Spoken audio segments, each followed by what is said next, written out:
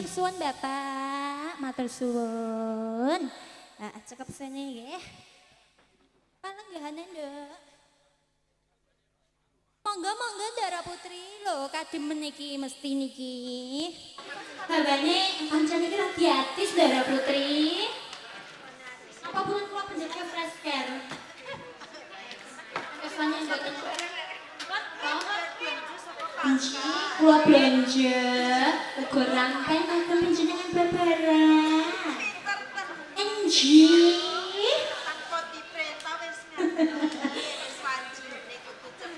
Nggih, ndara kula niku wedi. Yen panjenengan kok ujuk-ujuk niku babaran. Ujuk-ujuk. Nggih, mak betunduk ngoten lho, procot. Ya mula kuwi piye? Nggih. Nggih, ampun kuwatir nggih, Ndara. Tes pundi? Kula niku seneng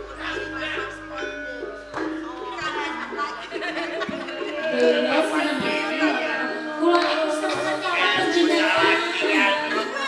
Bakal tak gawe ana pasuryane.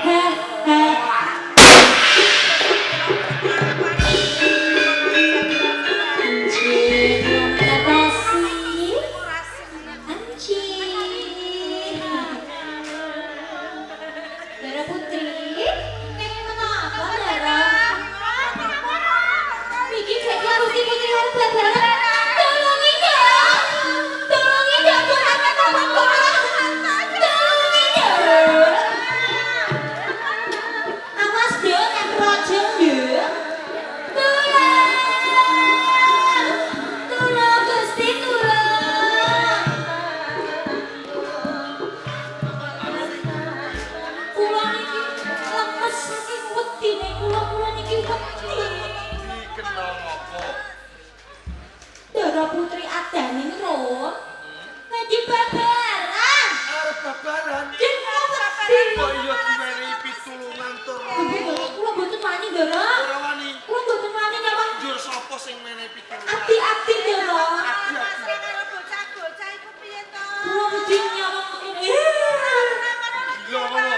Jen lho. Ben kulino besok yen kowe babaran ora wedi. Mboten kula mboten babaran, kula disuwek mawon, Ndara. Bisa mawon. Nggih. Ben utuh. Nggih. Coba abdim celuk. Nggih. Tindan. Di. Kang Di. Kok didi coba. Di. Kula saka kuwi aku durung percaya sawetku kanca ruang putih ana. Kula, Ndara. Nggih, Ndara, kula niki, Ndara. Lah wong kok niliri kok malah nangis lho, kowe iki jane piye to, Rom? Monggo, Cekak Ndara. malih tantu jenengan badhe nemen. Bapak kula jeneng konang jabang bae. Mesti bae sing kowe. Sampun. Ya jenengan niku.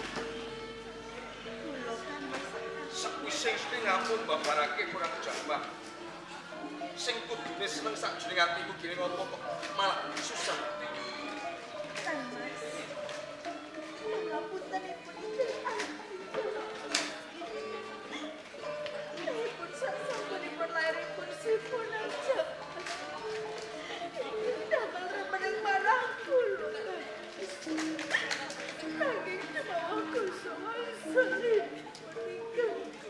Kosok balene sing putih atane.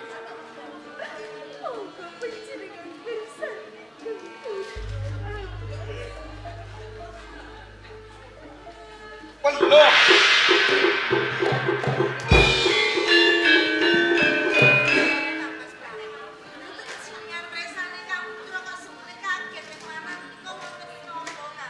Coba ban.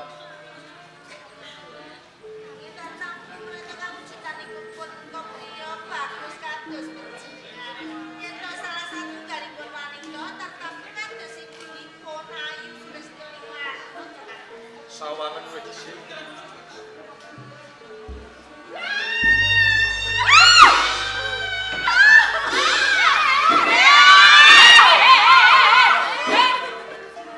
Napa kaya cetaning putraku kaya ngono. Ora godho manungsa. Kok menawi menika boten tintis panjenengan. Menika tintis panjenengan boten kados ngaten kawujudanipun kados barongan. Boten Ya, jenengan. sawang bakar pisan. pancen diajeng adane wis wani tumindak sedeng. Sarep asmara kawon Bioli. Ya Mas Prabu. Iki menapa panjenengan kerjaan di mata kula. Agar bisa boten pangan sanes kula tresna niki cawe panjenengan Kang Mas. Nanging dene ngopo kita wis tas kaya longko lamun kuwi pitesku. Kawujudane Simpala ora gatra musuh. Saiki luwih becik. Walaka wae. Lamun to duweni priya simpenan liya. Mas Prabu. Napa panjenengan priya ingkang kula tresnani Kang? Terus diko. Boten wonten sinane malih kok ngati. Tinimbang oleh Tanjungan Nom. Kowe gawe wirang. Tinggal kita Tanjungan. Ya Mas Prabu. Tinggal kita Tanjungan Nom.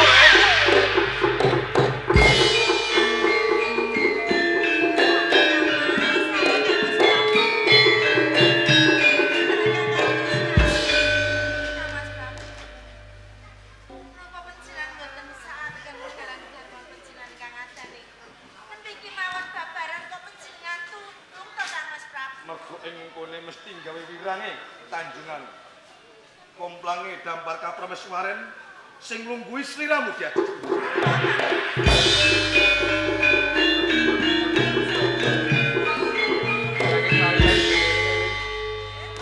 Becik ketitik ala ketur. Boten iki pangan dikompetisikan menapa Kang Mas Prabu.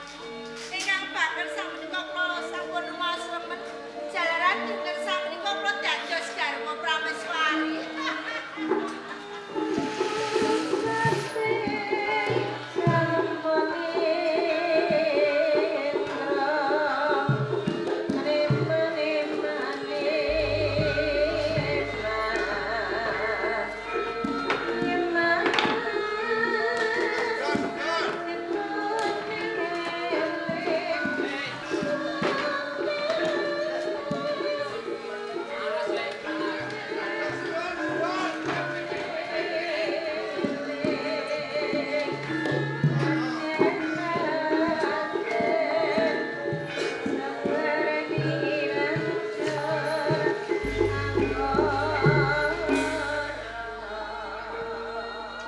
Ya Allah Gusti.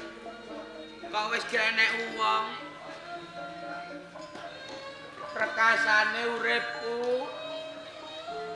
Haline aku jare ameh golek kanca-kancaku kok ya ana sing gelem nemani aku ya.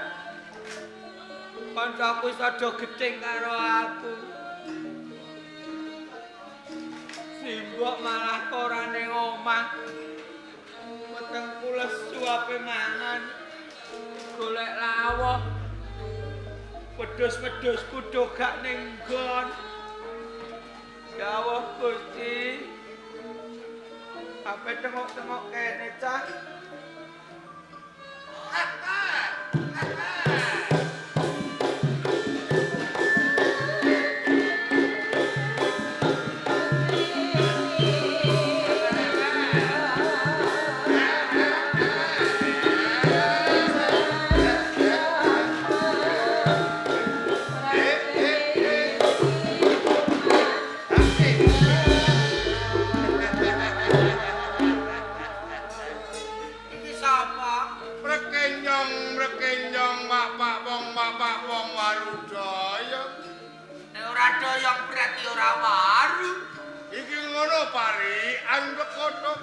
Masa iya beli kuduk?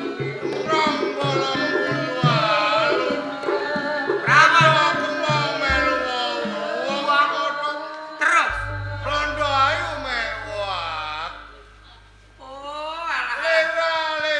Lera bokong gede sapa sing duwe plekodok. Bokong gede sing duwe wonge dhewe blekuduk. Bokong gede sing duwe bakule Wahyu Manggala. Iki sapa Mbah kok dengengek terus? Aku iki Bathara Narada plekodok. Bathara Narada plekodok. Ya lagi iki ah, ana ketoprak kok ana narodane. Anjene lain daripada yang lain. Mbah. Kowe aja ngalah ngono pekotok. Aku nak ngalah, aku terus kangelan. Lah kene nek kalah gak oleh, Mbah. Mergo aku iki ndangak terus pekotok ngono. Omongam.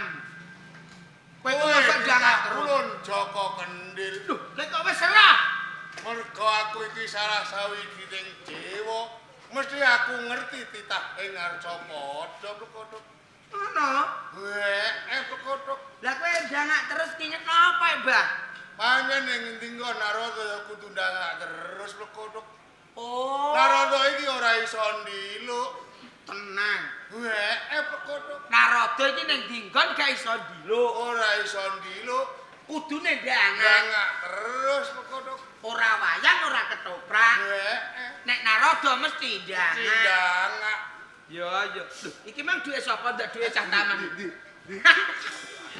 Narada jare ra iso ndiluk ana duwe kok ndi? Kowe iki kok ngapusi Bathara Narada. Berarti kowe ya ora Bathara wong dipapusi kenek. Aku iki Bathara Narada sing Ainun Fulus. Ainun Fulus iki apa, Mbak? Ain iki mata, Mata Fulus iki duwe duit. terus. Dadi aku Narada mata duwiten pekotok. Ono Narada kok mata duwiten. Titah ulun Joko Omah ndi, Mbak? Kendil. Omahku ning kayangan Wuru kono pekotok. Memang kok kayangan udan apa ora? Aku mau ya kudanan ning aku nganggo mantol pekotok. Numpak apa kok nggo mantel? Aku mabur. Wo, Narada mabur nganggo mantel lek swiwim kecantol. Mergo aku kuwatir nak kudanan pekotok. Ngono. Joko Kendil. Dalem, Mbah. Nalika aku ngrepeki marang jeneng kita, Iya, Mbah. kowe kok nganti ngrepo sing kaya ngono? Kok nganti kowe iki sedih hatimu ana apa pekotok? Ora susah piye lek, Mbah. Kanca-kancaku ora ana sing gelem nguwori aku, Mbah. Sebabe apa pekotok? Siji jarene aku rupaku elek. Nomor loro aku gak duwe bapak, dinyek anak yatim, ora oleh kumpul karo wong-wong, Mbah. Titah ulun Joko Kendil.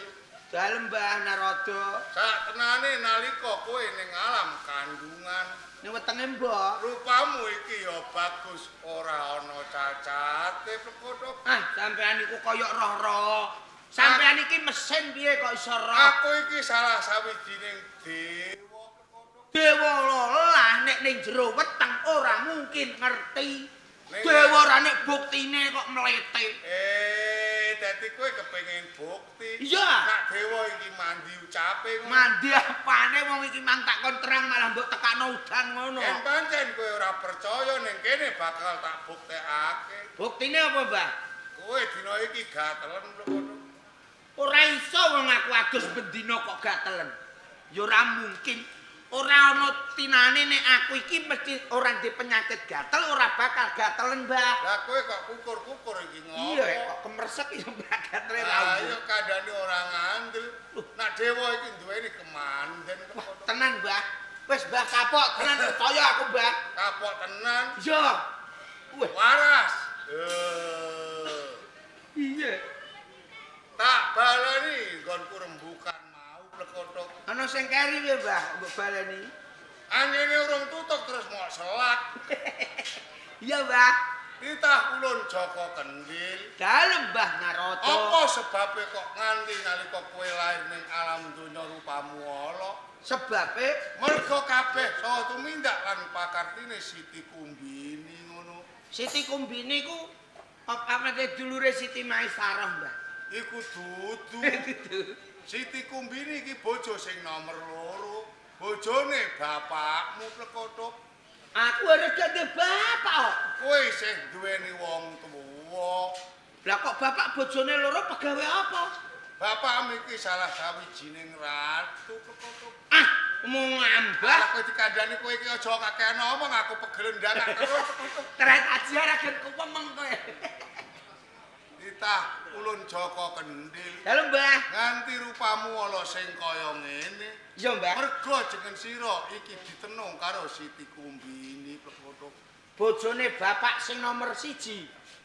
Sing nomor 2 plekotok. Lah sing nomor 1 sapa? Sing nomor 1 ya si mbokmu iki Plekodok. Oh, berarti mbok enom mbok tuwa. Nek ngono. Sing nyantet mbokku berarti Siti Kumbini. Nek. Oh, kurang ajar Mbah. Nanging kowe aja kuwatir Plekodok. Lah nyapa Mbah? Merga senajan to dina iki rupamu ala tanpa rupa. Iya Mbah. Nanging lamun to jeneng sira wis umur 20 taun, Heeh. jeneng sira bakal dadi bagus lamun to ana wanita sing tresna karo kowe tulus lan lair lan batin. Tenan lho Mbah. Heeh. Nek Dewa iki ora tau goroh. Yo percaya aku Mbah. Mergo dewa apa mata duitan.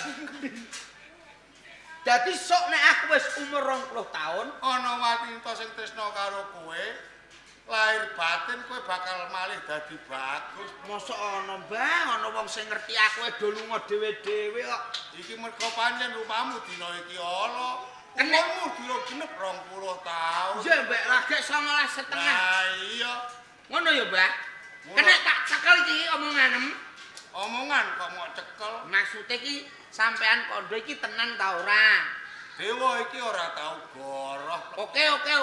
Ya tak gugu. Yen pancen kowe wis ngerti Ya, ulun Mbak. bakal bali makayangan kono. Ya, matur nuwun ya Mbah. Hati ya.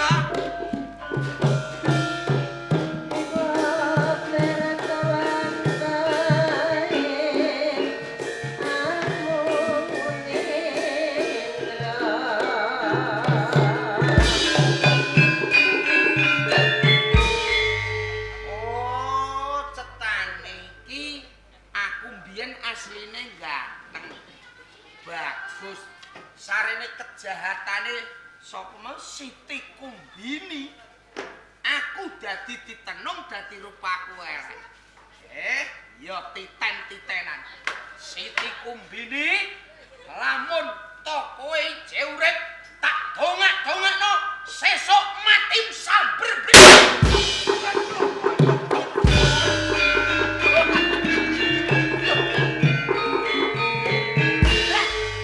Lah kok balik lah apa? Aku iki ora bali Plekodok. Lho kene urung teko kayangan kok wis teko kene neh. Kowe iki kok kebangetan. Lah nek kok kebangetan piye, Mbah? Aku iki durung teko ning kayangan Suralaya. Iya. Lagi tekan tengah-tengah. Terus Njur kowe nyabdo muni disamber mbledek. lah Malah kena aku bledeke. ora ono. Narodo kok keterak bledek ceblok. Aku mergo ora nganggo antena Plekodok. Berarti ke mang balik ceblok iki mang perkara. Mergo aku disamber mbledek saka pasutmu Plekodok. Ya wis, Mbah. Ora tak pasono, Mbah. Kowe nak maksudno iki kudune ndeleng-ndeleng. Ngono. Nah aku wis teko ning kayangan Suralaya lagi kowe maksudno Lho Plekodok. sik, Mbah. Kok mbok kon delok-delok engko nek kowe wis teko kayangan Suralaya. Lah aku rohku carane piye? Engko kowe tak kandhani. Mbok telepon. Aku wis teko saka kendel aku tak ngono. Ngono? Iya. Yo tenan ya, Mbah. Aku tak Yo, bali wis. yo. Hati-hati, Mbah. Ya lagi ngono. Mbah Dewa, Oi, wis tekan. bro. Yo dekake. Arek sini. Yo. Wis, kowe teko, aku wis teko. Oh, yo wis. Wis oleh foto iki. Wis, Yo, Mbah, matur nuwun yo. nyabdo. Nyadok. Yo. Muga-muga Siti Kumbini matine sabar bledek. Oh iya. Berarti Mbah Dewa Narada wis tekan kayangan. Ketara ora sabar bledek. Tak titen-titeni welinge Mbah Dewa Narada lamun aku besok umur 20 tahun. Ki bakal malih bagus yen ana wong wedok sing seneng aku apa eneke. Ki piye, Cak? Umurku 19 kurang 5 menit dadi 20. Ya wis, aku tak goleki wedhusku mangdono ndi. Wedhus, wedhus.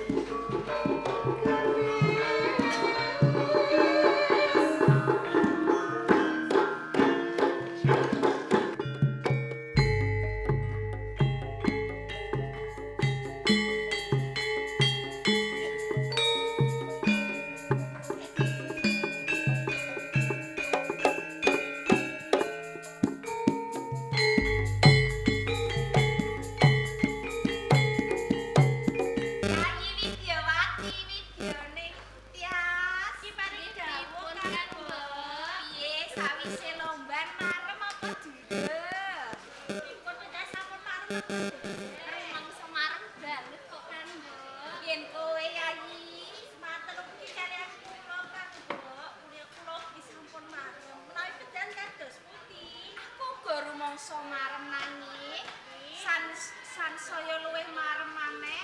Kamu tuh dibacut yang nggone adus wisuda. Ayo iki bareng-bareng. Balas sedere yai. Wis ya anyep. Wis aja suwe-suwe. Kan masuk angin kok kamu ndak masuk angin. Mergo angine sribit-sribit. Wis ngene ya. Rendene iki mau ya wis rampung nggone adus. Ayo bali ana ing medhang. Mas Nedhe monggo Kang Mbok. Nanging kok Kang Mbok. Lah piye to ya? Saderengipun kondur, monggo dipun pirsani rumiyin agemanipun. Oh ditaliti. Mbok menawa ana sing kacicir ya Yai ya. Nah iya ya bener ya wis yen ngono tak taliti tak wiwiti saka sliramu. Kula pripun Kang Mbok? Jangkep, giwang, kalong. Masih jangkep. Yen aku coba ditaliti siji mbok. Jenengan saunya. Piye Yai? Saus-sausan nggih wonten. Ayo. Makutong nggih. Wis apa jangkep? Jangkep gantos sampeyan iki diwali. Wis ana giwange gelang. Wis. Lho, sasaran pundi Yai? Sasaran kula boten wonten kapok pintus. Kok bisa to Ki Ajeng? Kula ki boten mangertos. Ki mau nganggo apa ora sliramu? Kula ngagem sasaran kula. Lah yen rumangsa nganggo kok menawa tiba nang sisih kula tekan iki ayo digoleki. Wis sisih kono ya iya aku tak sisih kene. Kok ora ono ya ya iya. Iki ugi mboten wonten kok Kang Mbak. Wis ngene-ngene Yai, ora usah kesuwen anggone goleki wong jeneng sang-sangan wae. Ayo bali ana ing medhang bareng-bareng. Engko matur ana ngarsane Rama nyuwun di pundhutke tumbaske sing anyar. Kula boten wonten Kang Mbok. Kalamun Kanjeng Rama menika mangertosi tambah duka kalian kula. Ora mengko aku sing matur rak ngono to Yai. Maling kula sampun sumpah. Pilih kula boten saged pisahan kalian sang-sangan kula pramila kula badhe upami kalian sang-sangan kula. Lah kok wangkal. Yen ora kena tak kandhani ya wis kowe tak tinggal ning kene dhewe kono golek ana dhewe. Ayo sare kok widone sih. Ki meneh kok goleki kalung. Tane ora kurang kudu kok goleki.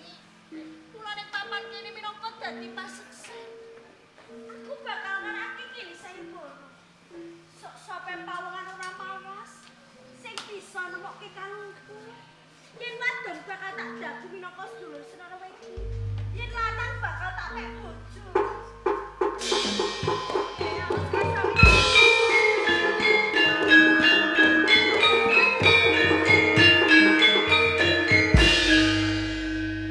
Kurang kok goleki kaya ora ana.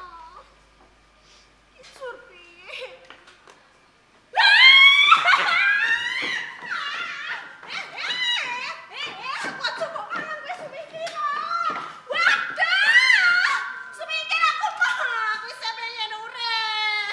Lho, kene, Mbak. Lho kowe lak arep mangan aku. Lah, alah wong daging wedhus ijek enak kok mangan daging wong. Lho, sik. Kowe iki lak ya demit to? Demit piye aku? Gak, Lah apa yen ora demit? tuyule Mbah Mun. Tak saya tuyul arep nyolong dhuwitku. Kok nyolong dhuwit lha apa wong aku dikek dhuwit Mbah Mun wis kok. Sik. Hmm? Kok aneh-aneh kowe kok iso toto jalma? Yo. Ngomong kewan kowe ya kok iso ngomong. Aku gak kewan, Mbak. Aku manusia. Lho, kowe iki ya wong. Heeh. Aku yo duwe mbok. Lho biyen kowe iki ya lahir saka dalane mbokmu? Gak, Lah lewat ndi? kon duwe rudel.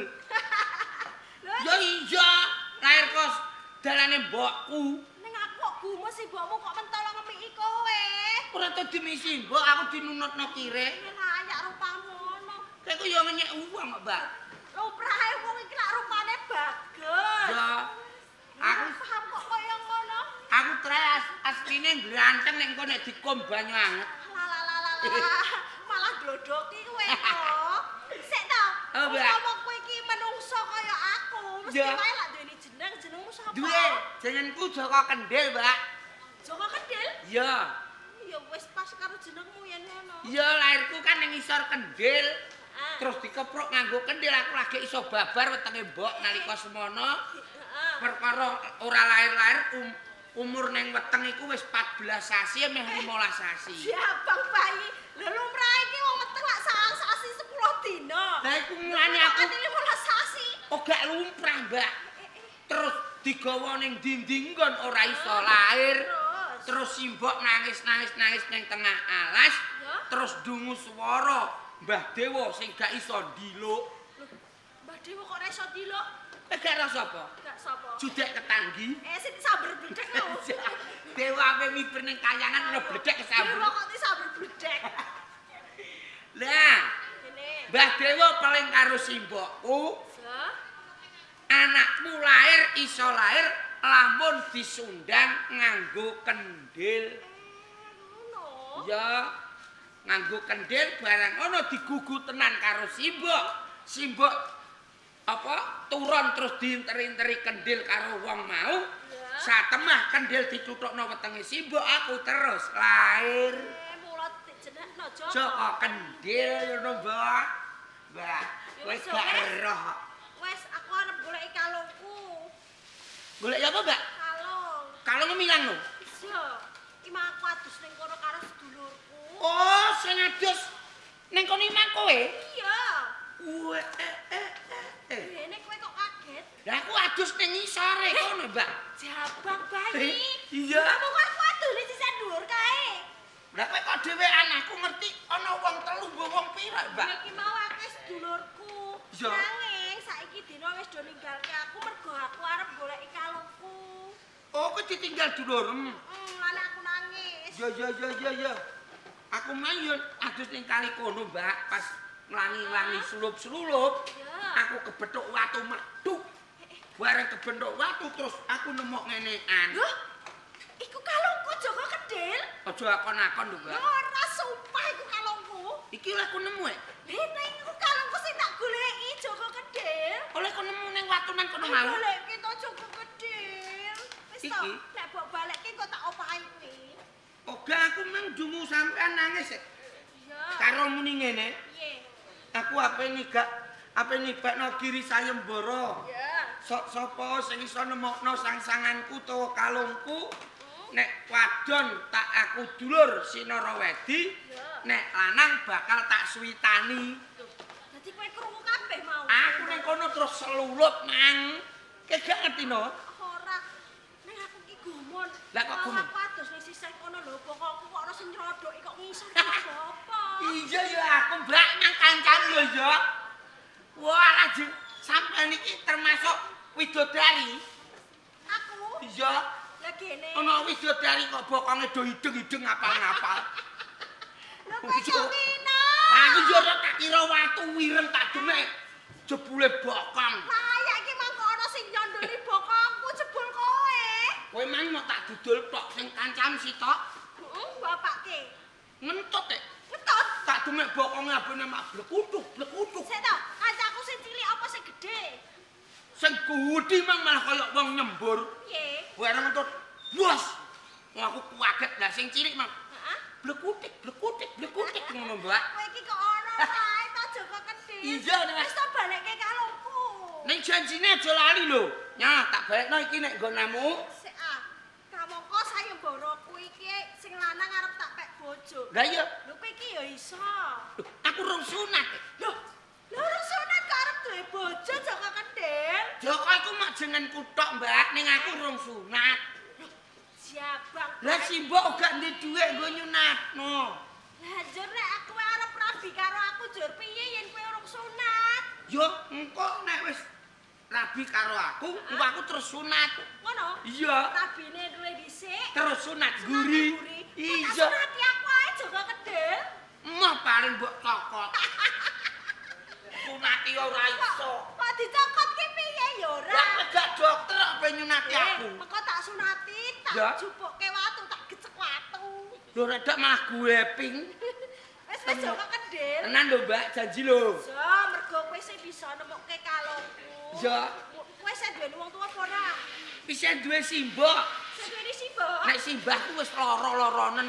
Yen kowe isih duweni wong tuwa utawa simbok, Iya, kowe Mbak. bali luwih dhisik. Terus? Padha karo simbokmu supaya nglamar aku ana ing Medang Kamuryan. Sampeyan berarti gelem? Bisa. Simbok kok kon mangan ning Medang? Bisa. Ya wis, kok aku tak kandha simbok. Tenan ya. Yo, Mbak, yo. Wis aku tak bali luwih dhisik ya. Hati-hati ya, Mbak. Dadah. Yes. Loh, mati aku. Jenenge sapa, Macah? Waduh. Tapi wong negarane ketok. Omahe ana Medang Kamuryan. Mulai kandha simbok tak kon nglamarno. Mbok, kendel ketemu jodone, Mbok.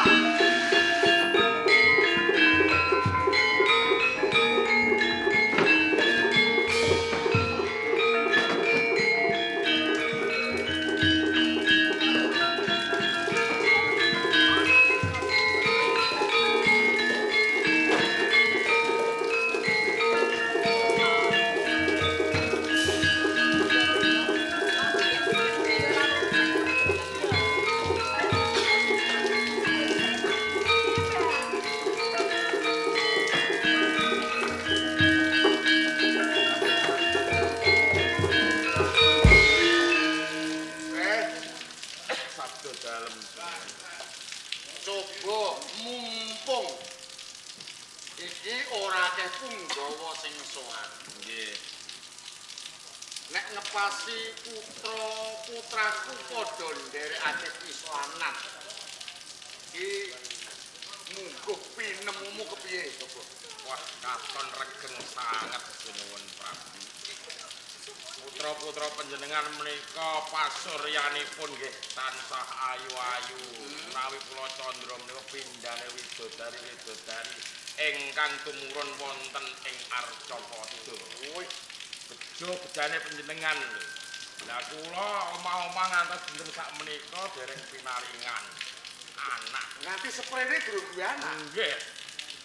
Sepen dalam kepatihan menika. Ya sapa ngerti dulu. Putra-putraku ayu kabeh iki mergo Jalaran apa? mergo niru ibune. Lho, apa mau niru ramane ora bakal kok ayu-ayu kaya ngene. Lah wong ramane nggih bagus pideksa, pindhane Gatut Kaca.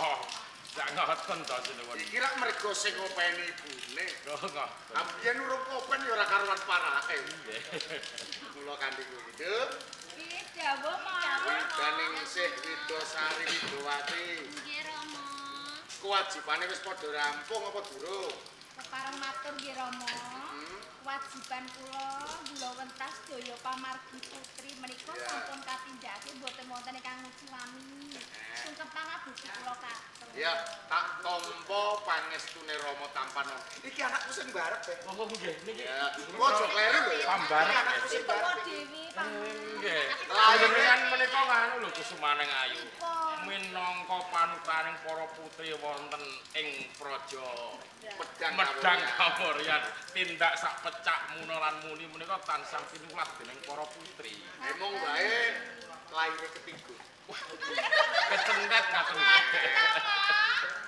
Ayo, ya ora apa-apa wong ngancen ya kahanane kaya ngono. Lah sanese nggih ginuk-ginuk ngeten. Pitane sih, Nggih, kula Rama. wajibane kepiye? Nggih, kewajiban kula disampun rampung boten wonten ingkang nguciwani, Rama. Iki sing nomor loro teh. Laire barengi labuh. Umane kaya bong labuh bedodok. Ngaten nggih subur nggih. Ayo subur. Dadi ora iso digambar. Saged dipun gambar. Ingkang setunggal. Widowati, Iki dawuh. lek kewajibane piye? Kepareng matur nggih, Rama.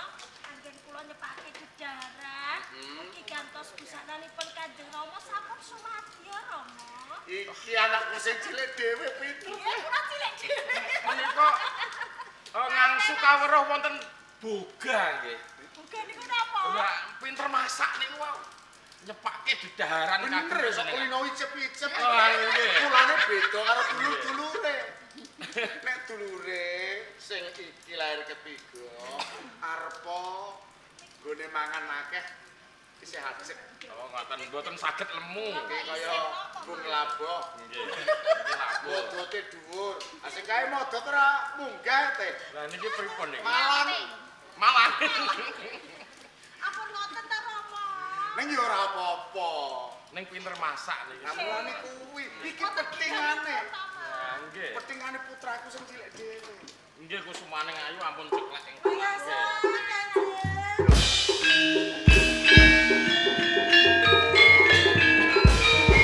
Kanjeng. Malah diparani Nyai Pak Teh. Lho.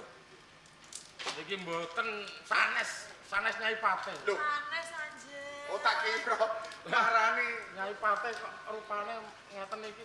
Lho rupane pripun? Lah napa kula niku elek?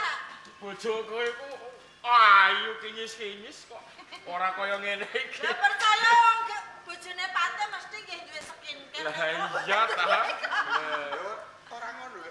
Katone kok wis rawung. dereng Durung to? Mawon nggih. Dalu menika Kula niki duwe sandiem. Sandiem. Nggih, kula saking desa. Lah terus arep ngopo? Lah kula minggu wonten ing Pendapi Medang mriki amargi kula niku ditangisi anak kula Kanjeng. Oh, duwe anak. Nggih, anak kula niku lanang nangis terus. jaluk apa? Pengen jajan. Boten. Eh? Lah pengen apa? Nyuwun rabi Kanjeng. Ayo dirabekke wong anakmu kok. Lah nggih mila niku kula minggu wonten Pendapi wonten ngarsa panjenengan. Oh, teh arep nyuwun sumbangan. Oh, sandiem. Sanes Sandiem. nggih sandiem. Arep njaluk sumbangan ngono piye? Sanes. Lho kok ora iki? Lah arep apa? Kula niku nggih ajeng nglamar. Sik to. Pate. Aku ora kepengin rabi meneh. Arep wis ditinggal bojoku, aku seneng nyawang putra-putraku ora kepengin rabi meneh. Aku ya wis duwe bojo sandiem. Kanjeng. Ana apa? Kula niku mboten nglamar panjenengan Kanjeng. Lah terus arep lamar sapa? Kula niku nglamarke anak kula niku lho. Anak putra-putri panjenengan kangge anak kula. Dadi sing arep rabi ki anakmu. Nggih, mboten Wah. kula. Ah, Lah napa kira kula kok. niku ajeng rabi? Lho. Lah anakmu ngendi? Anu. Wingking Kanjeng. Aku di sini. Durang teh.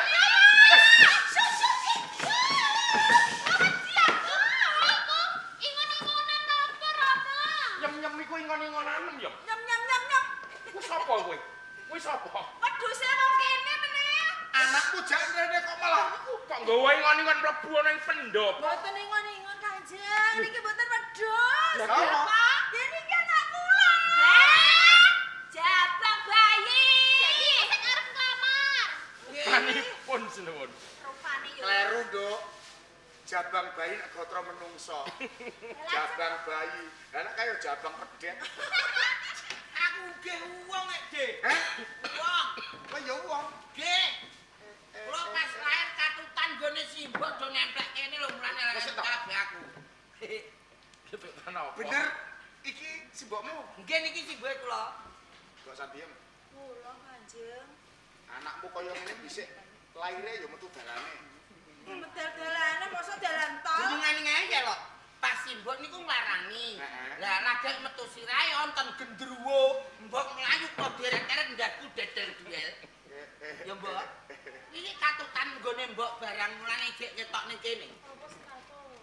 Anak mek, Mbak. Aku pas lahir ku lho, tok brebes iso templek ning kene. Jenengmu sapa le? Joko Kendil, Pak De.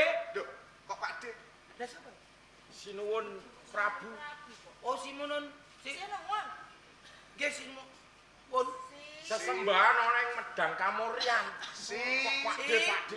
Nu Pun. Sinuwun. Simunun. Simunun. Iso kowe iso muni sinuwun ora? Mboten saged muni sinuwun. Sinuwun. Nu Wun. Simunun. Simunun. Sinuwun. Aku melok katut. Mbah. Nggih, sinuwun. Kula anake Mama. Jenengmu Joko Kendil. Nggih. rabi iki kowe to? Iya dong. Heh? Nggih. Lho kowe ya butuh wedokan barang. Lho buta wong kula wong. Kula pun cinta karo anake jenengan. Mosek to. Putraku sakmene akeh iki ora ana sing ala lho, kabeh ayu lho. Masa nggih? Lah kowe praupanmu kaya ngono kok. Lah sapa tau? Lah mengko nek kowe ditampik, mengko gelo atimu. Mboten. Mboten. Kula pun biasa ditampik wong. Tenang. Nggih. Sumpah. Sumpah. Mbak, pakile kowe.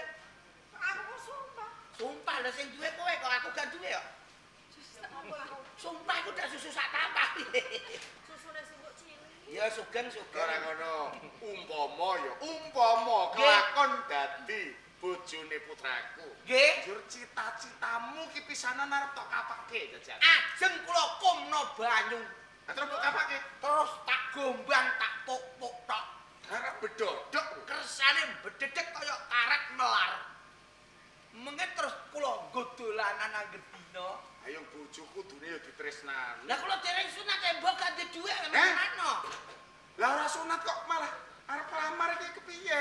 Rencana niku nek pun rabi untuk anake ratu, ragat sunat Umurmu iki pira? kula Heeh. niki pun genep 20 kurang 5 menit. Wah, nek wis umur sakmono kuwi. Nggih. Sunate iki ora kena dilaser ya ora kena nganggo silet. Lah nganggo napa? Sing cepete digecek watu. Wingi sensoe pretel kabeh untune. Lah mulane kuwi. Nek digocok watu bentuke piye ya? Aku ora mbayangno mbok mesti ndase gepeng. Ya wis, Nggih. supaya kowe lega hatimu ya, ben Nggih. langsung putra-putraku ya. Nggih. Yuk, kitane sik. Coba maksud iki. Kula mangsuli Rama. Eh, Nggih nggih. mesake bocah bagus e kliwat kaya. Ah ya wong elek kok ya nglamar. Ijo-ijo godhong manggis. Apa kuwi? Sing ngambe ijo kok kaya manggis. Malam. Anyar iku mau. Anyar pengen jahit. Oh, layak man kondo. Lah 150 entuk sakmene akeh. Aja buka wadi kowe. Ndoro niki gane jenengan. Anak ratu tuku klambi 150 bekas piye? Ora nggih blas. Iki kok ngono kedel. Dalem, Mbok. Kok mbok-mbok. Lah biasane mbokku kowe ya. Saiki diketi ibu iki ya. Ibu iki mama. Ya mama. Del, Del. Dalem budhe. Kowe iki kok ora mawas. Nyapa?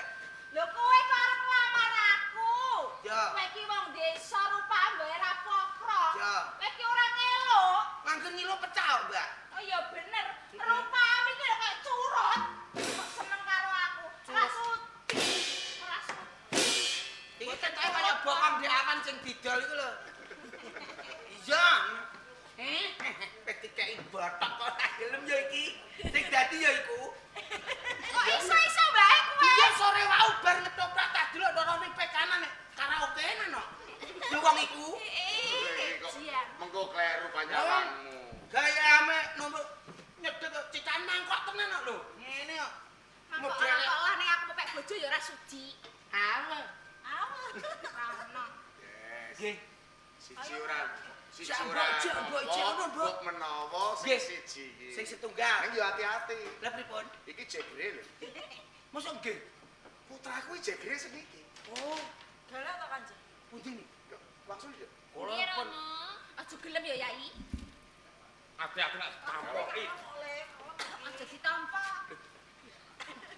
Lalu. Sang. Apa? Iki kaya liya PK kali ombo iku ya. Ya kok kenal liya bareng iki. Iya. Penggaweanem kok kenapa kakak rene? Ya Bude. Budak-bude. Syukur. Jaga kedel. Dalem. Kowe iki kok arep ngepek bojo aku. Nyawang kowe iki lho. Munek-munek wetengku. Munek-munek. Wong trek kakani wae. Ora, aku ora mangan iki mau. Masa? Ora mangan. Kowe ora mangane lemu, cara mangan terus kaya apa kowe? Aku mangan ora kumanan lawah. Wes ngono. Iki kowe iki tenan apa curhat? Lho. Kasunyatan. Oh iya ya wis aku tak sing mbok pangan lah gelem. Ma. Ya wong aku cara dadi bojomu. Iya. Aku duwe anak. Hmm. Ora iso memperbaiki keturunan. Engko rupane anakku kaya apa? Asudi aku. Mboten Rama. Nah, cocok aja tampa Yai. Elek rupane. Bali wae kono mulai. Ora ditampa. Aja loro atimu lho, janjine ora Tesih setunggal iki. Niki tesih setunggal. Ora ana. Pate kok arep lamar. Iki arep mbok lamar. Kiki ngalah, Teh. Aku sing arep mbok lamar. Lah iki lamar kok apa? Iku lho mbok aling-aling iki pengen Aku yo moh karo kowe. Rumah samaku laki-laki apaan? Pake lho. Ya, Niki niki. Oh, Iki sesi iki, Mbok. Mbok, iya, Mbok. Lho, Mbok, tidak, Mbok. Apa dhewe iki, Mbok? Wong lamaripun Joko Kendil kula tampi Rama. Yai. Ora kaya bekencet ngono kok tampa. Sarti karo Sarmilah menengo kowe. Menengo iki ge ngomong. Ti Sarti, ke mingkem ora tak Ditewati. cuwap. Kadang-kadang kowe padha napik karo Jo rupane. rupane ala kaya ngono kok tok tampa.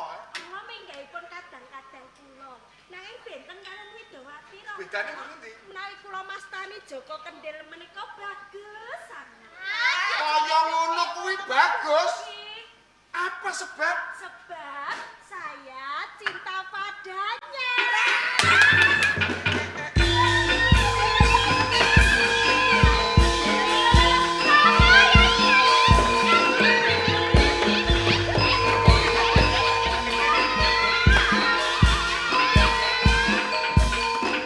Lah panjenengan kok malah ketut edan. Ayo tekan Kesetrum teh. Simbokku ayo mudeng.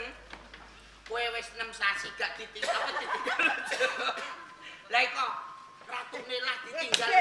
Besan lho. Besan. Ya ora apa-apa besan do besan sapa ngerti duwe anak mantu nek. Karepe dhewe. Dewati, Mpun iki. tenan kowe seneng karo Jawa Kendil. Kula tresno, Mas. Kula juga cinta. Welinge Rama aja nganti nganggo dolanan rasane Jawa Kendil lho ya. Boten Rama, boten. Aja keduwung lho ya. Boten. Kan jak mancing tamu. Oke. Aja nginceng. Mas Adi, Ji kula aja. rasah bali yang desamu mapan medang kawuryan ya. Ngaten Ji, pareng. Wes, bari kita sholat.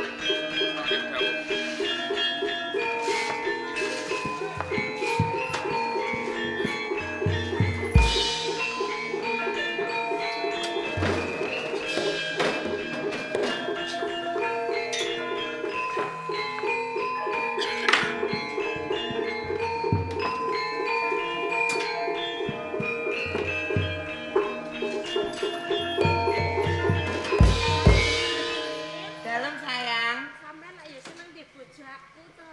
Lahir tumusin berkatatis batis bertis batis. Lahir tumusin batis beris betis batis. Alah batin. Nggih, lahir tumusin batin aku. Tresno. Nggih sayang. Ngono ya ora bedane aku. Aku ya tresno karo sampeyan. Tenan. Najan rupaku ala sampean ya seneng aku. Insyaallah ora dadi ngopo. Aja mblenani janji aku mendak sakit hati lho. Ora sayang. ora. Oke. Nek aku njaluk pijet awakku sayang aku arep bubuk. Pijet. Oh alah yo. Amen dadi bojone Mbah Mun. Wah, mata ya Mbah, wis tok bojo Mbah.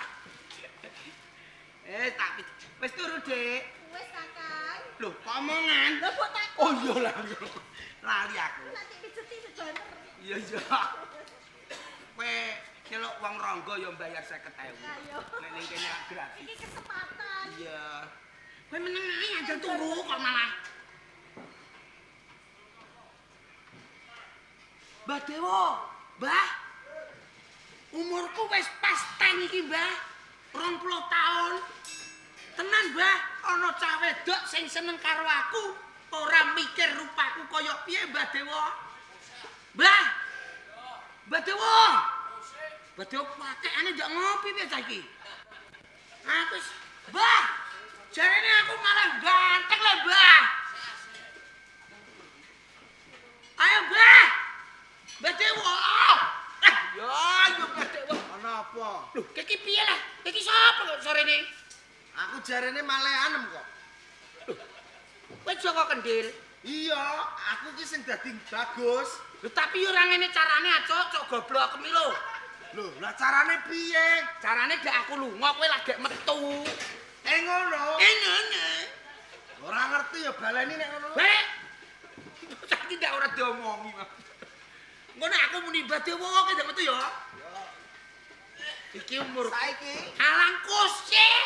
Engko nek aku ya, Mbah Badewo, metu kowe ra metu aku tuh bomah. ngono. Ya.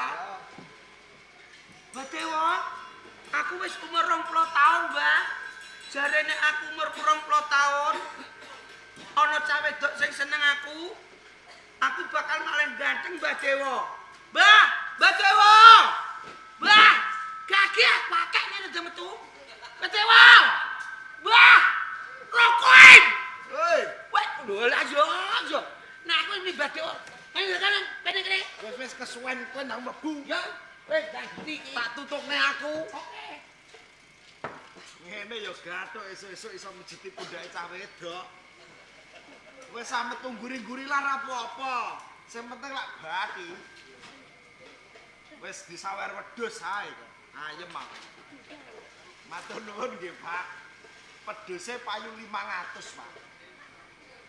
Mang kudanan kanyeben aku kuwatir nek mati.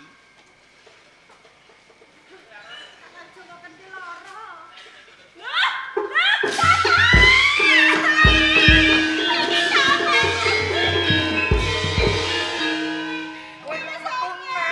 Iki bunga-bunga mbok apano? Lho tak pijeti. Abene kok ame mbok kawinno wedhus bareng to. Kok iso? Kawin wedhus untumu lho. Lah, alhamdulillah Pak Mun, mbok diparingi wedhus lajeng kula kawinno ngono berarti iki. Ora. Aku mau wedok wedhus aku. Gua tas. Iki lho mbok apano? Tak pijeti kene iki bengak-bengok. Saiki sapa iki? Oh, alah iso lali aku ora ngomong. Iki ngene nggih Ndoro. Piye Kakang? Nek kula pun disedhit kalih dewa menawi pun umur 20 taun, terus ana bocah wedok sing nyenengi kula tanpa ana pamriye, apa rupaku aku terus malah dadi ganteng. Sik to. Dadi iki cekane ngono. Iki malah aku. Iki bojomu ngajeng iki. Iya. Alah ngono kok kaget. Aku dirangkul Kakang. Kakekane aku sing rekoso kowe karep penake. Ini lho Ben to ngomong bagianku kok. dum-duman. Dom piye?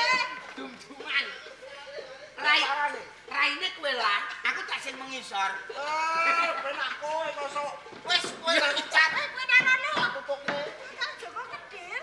Yai. Diajeng doa.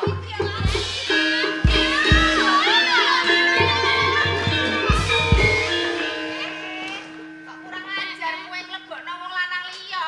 Kowe selingkuh ngono, kowe jelek waleh ndek bojo rupane ala.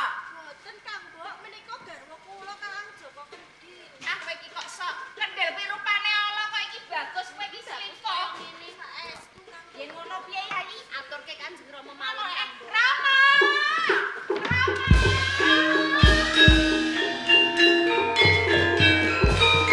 Ono kowe kok pating jeleleh ki ono apa Cupi penyan persani. Yai Widyawati sampun tumindak selingkuh Rama. Gitu ati. Iku loro. Rama meling apa? Pilihanmu Joko Kendil. Aja pisan-pisan nganggo dolanan rasane wong liya. Lah kok malah kowe cedhak karo bocah lanang bagus iki. Kaneman bagus menika nggih Kakang Joko Kedhir garwa kula Rama sira. Joko Kendil iki ala tanpa rupa kok iki baguse kaya ngene iki. Gus, sapa jenengmu? Kula saestu Joko Kendil Rama. Sing percaya ki ya sapa? Joko Kendil. Kuwi praupane wae aku ora mentolo nyawang. Lah bagusmu kaya ngene kok ngaku-ngaku Joko Kendil. Wis kene wae. Pripun Rama? Mumpung mbok sandiem urung mulih. Undangan kono. Nggih Rama.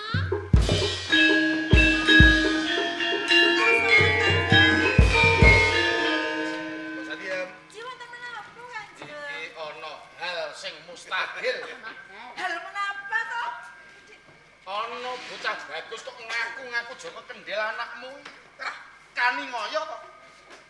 Mustahil. Lah mulane kuwi. Iya, Mbok, aku anak Mbok. Aku njaluk mie ambok. Kene kok teko-teko njaluk mie. Kene dadi apa? Aku Joko Kendil, Mbok, anakmu, Mbok. Suaramu kok rada-rada mirip. Lah pancene aku ki ya Joko Kendil kok. Terus sewu Kanjeng. Iya. Iki ning aku anak kula tak jajal kula niku gadah titikan Kanjeng. Banjur dikek apa coba talitinan. Teng coke niku wonten tohe kok Kanjeng. Rupane ireng apa putih? Ireng apa putih lho? Ireng. Nak ireng to, nek putih panu. Nek putih panu. Panune kula. Ora, Mbok. Lah, piye iki jenenge?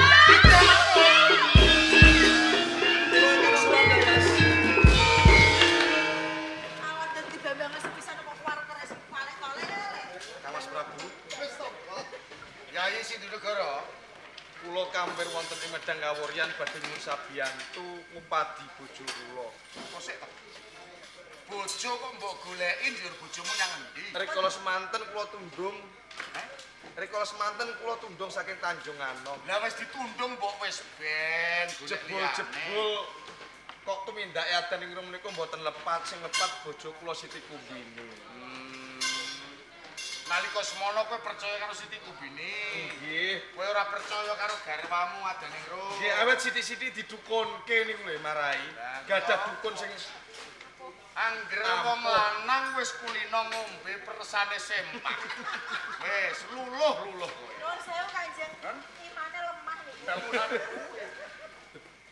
Niku diajeng adane rum. Ora setolah-toleh. Bodimu lha kok wis apal. Iki besanipun Kakang. Nggih, Mbak. Kula niki bosan diem. Adane rum kula eling enten titikane. Titikane napa? Mentil cilik. Adane rum. Tenanipun Kakang uga wis pirsa perkara iki. Keng luput ki garwamu. Coba nalika semono kowe ora percaya kelawan bojomu Kumbini. Ora bakal kowe pisah lan garwa semono uga putramu. Nggih, Kang Mas. Keng kawujudan Allah, nanging nyatane saiki entuk kamuraning Jawata putramu wujud bagus. Menika Joko Kendil ingkang prapane Allah reka semanten. Niku sing jenengan sia-sia riyen Kanjeng. Yen kaya ngono bener Siti Kumbini sing jahat. Ayo lah jenengan. Ati sampean Lho kok aku ora gelem ngakoni anak ra. lho mergo rupane elek. Gawe gelem ya lho. Gawe penak Yo gawe penak rupane elek dibuak. Timbang ora ngecekeni kok apa diopeni kok mati.